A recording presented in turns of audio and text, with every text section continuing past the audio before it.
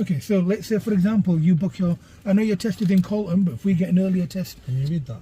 What's that? I can, yeah, of course I can. I can't read that. Okay, we'll do that in a second. Okay, so I can read it, but it's really blurry. it's quite small. I've done an eyesight check with you, so your eyesight isn't as bad as you think it is, so it's legally okay.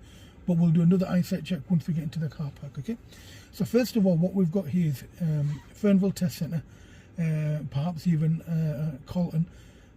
We're here, and he'll pull you up on the left-hand side of the road, like I've done now. He'll ask you to park here.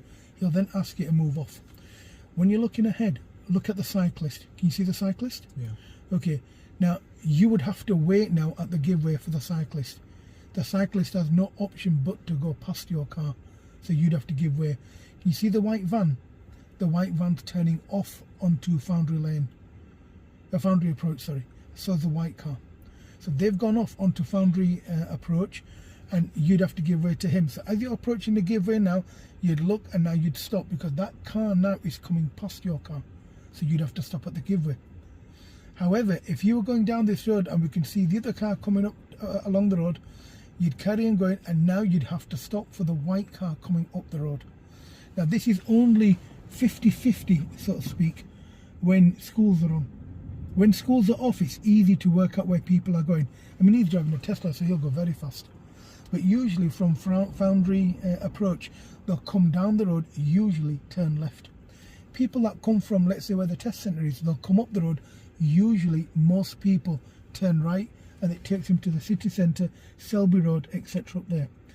On some of your test routes, you'll be doing what he's doing. Now you'll find most professional drivers, most courteous drivers will signal. Just because you have to doesn't mean people will do.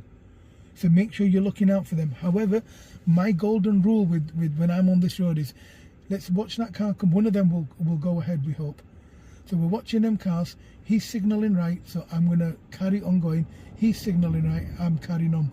Now, when you go across the road, do it where the giveaway is. You'd go across, you try and go down the road in a straight line.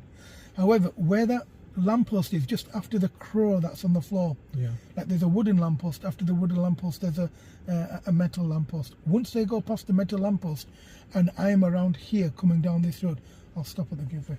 I'll gently stop at the giveaway, look in my right door mirror. Once it's safe, I'll carry on. Now, when you stop there, where the giveaway is, so you'd stop there if there's a vehicle approaching you. Once he's gone past the bollard, so do you know where the yellow thing is in the road? It looks like a lollipop, whatever.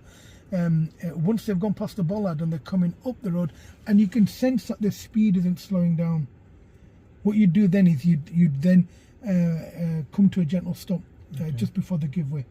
Does that make sense? Yeah? And that's what we call giving way to what you might want to call approaching vehicles or vehicles in the road. Like now, he stopped for that white coloured van. He'll stop behind him, but you'd move off when you know there's no car coming up the road, and you sensibly understood that they're going up Foundry Approach rather than coming towards you. Okay. Do you understand what I mean? Yeah. Now sometimes they don't signal and they go up towards Foundry Approach. Sometimes they signal and they go up. So it's important that you realise sometimes that they do, sometimes they don't. And it's important that you don't just sit here expecting all of them to go past you, because then that's classed as hesitancy. It means you're not sure what's going on, and you're unsure, and because you're unsure, you're nervous about moving forward. Okay? Does that make sense? So it's important that we understand that. That's one thing I wanted to discuss with you in your lesson. The second couple of points I may discuss with you at the test centre. But can I let you, I'm not going to let you move off yet, but I want you to get ready to move off. And then I'm going to move you off in a few minutes, and hopefully we'll have a situation that we need to work with, okay? So get yourself ready to move off. So get the car ready, and then you move off when you're ready. Okay.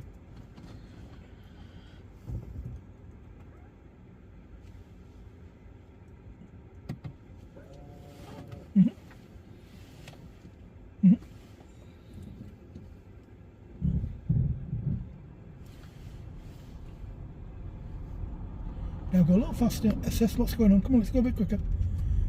That's good. And now look in your right door mirror as you go over the giveaway. So let's move to it right. And we're going to go over the giveaway. That's perfectly fine. And then what we're going to do, we're going to look in the left door mirror and come back into our lane. Just so we're in agreement, what's the speed limit here? 20. 30 at the moment. Or is it 30? Yeah, we need to go a lot faster than this. Otherwise, your speed will be misinterpreted, okay? Okay. There is no reason why you should be stopping. Oh, if I was gonna go. You're overthinking, okay? There's a lot of possibilities there, and the only one there that we're looking for is your priority, because you're going ahead and they've got a refuge, they've got a little safety box. Now they have to wait for you. Why do they have to wait for you? The sign's telling you priority over oncoming vehicles. Now not everyone stops, not everyone slows down, not everyone, so it's something that you need to deal with and assess their speed accordingly.